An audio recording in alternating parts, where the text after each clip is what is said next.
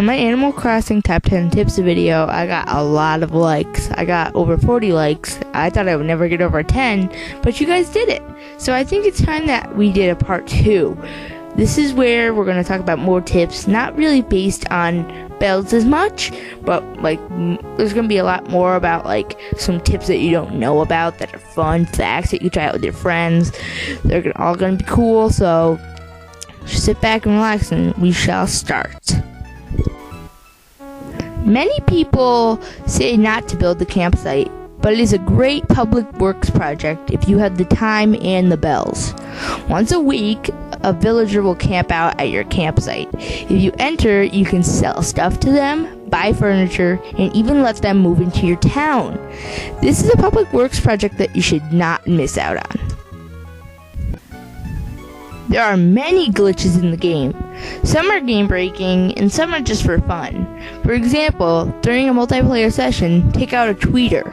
Let your partner push you into an object as you keep pressing A. Eventually, you will be on the top of that object, but be warned, some areas can make you get stuck.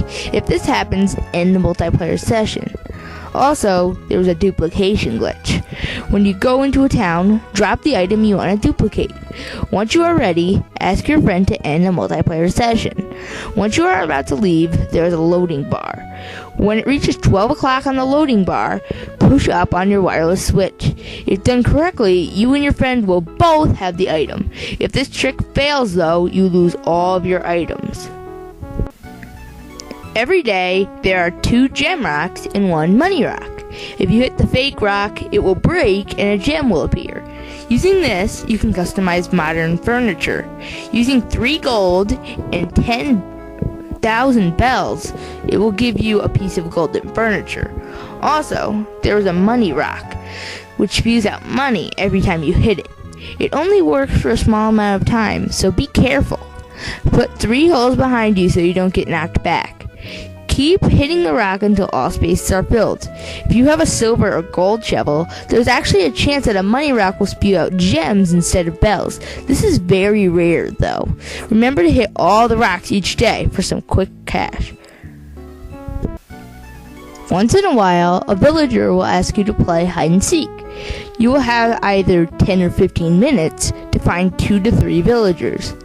The best place to find them is to the side of signs, trees, or buildings. They say they are good, but come on, does this count as hiding? Or is this just finding a random spot? Anyway, if you win, you receive a present, which is either a furniture item, clothing, or a gyroid. This is a fun way to get free furniture. Be sure to check your clock, because this next one requires it.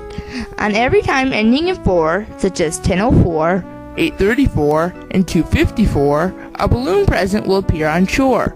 Finding this and popping it with a slingshot will award you with a balloon item. These can be sold or placed in a room for a high HHA scoring. Once you have caught 15 of them, a silver slingshot will appear in a toolbox floating with 2 silver balloons. Pop them to get it. The same happens with the gold slingshot too. I highly recommend using this as a room theme. Once you donate 50 items to the museum and your second floor has been open for 7 days, Blathers will recommend the cafe. If you get 6 or 7 coffees, Brewster will let you work part-time. If you work well, you receive superb coffee beans. These are originally sold at 2,000 bells, but the villagers will buy it for 7,800 bells at the retail flea market. This is another quick way of receiving a lot of bells, like the money rock. But compared to the money rock, it takes more time and you need to put more effort into it. Once you unlock the final expansion of Nookling Junction, TNT Emporium, Timmy and Tommy will start increasing their inventory. But that is not all, though. An interesting fact is that you can actually get items for half price on the last few days of each month from 4 p.m. to closing time. For example, bamboo is usually 3,000 bells, which is a lot. But during the half price sale, it only costs 1,500 bells. I believe this only applies to first floor items, though. Once in a while, some weird people will visit your town. Here are how to handle them. A bird will sometimes wash up on shore. He seems unresponsive at first, but eventually he wakes up. If you talk to him and answer his simple questions, you will receive a free gift in the mail the next day. Not to mention it is pretty valuable. Also, a yellow-colored cat will appear wandering in your town. If you talk to her, she says she is lost. To help her, you can bring her to another town.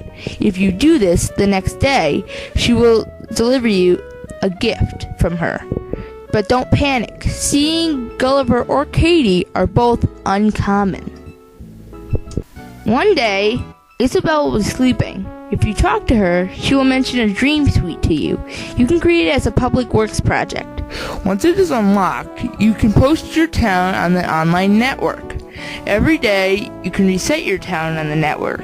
This makes it new to all viewers. Surprisingly, you get 5,000 bells each day just for doing this. Remember though, you must have internet connection to do this. Fish catching is one of the best ways of getting money, but there is one fish so rare it is worth 15,000 bells. It is the coelacanth. They spawn only in the rain or snow at 4 p.m. through 9 a.m. They have the same shadow size as the blue marlin. Some say it looks like a bass, but no. There is no limit on how many can be caught in a day, so go crazy. Sell them for a lot. But why are they so great, you may ask? This is the only fish worth 15,000 bells that can be found year long, so you don't have to go to the island. If you like this video, please subscribe. If this gets enough likes, then I'll do a part 3. Hopefully it's going to be, I think I've been using all the good tips right now, so part 3 is going to be really hard to find some good tips. But if you guys want part 3, then I'll do part 3. So thanks for watching. Stay epic, dudes. Bye.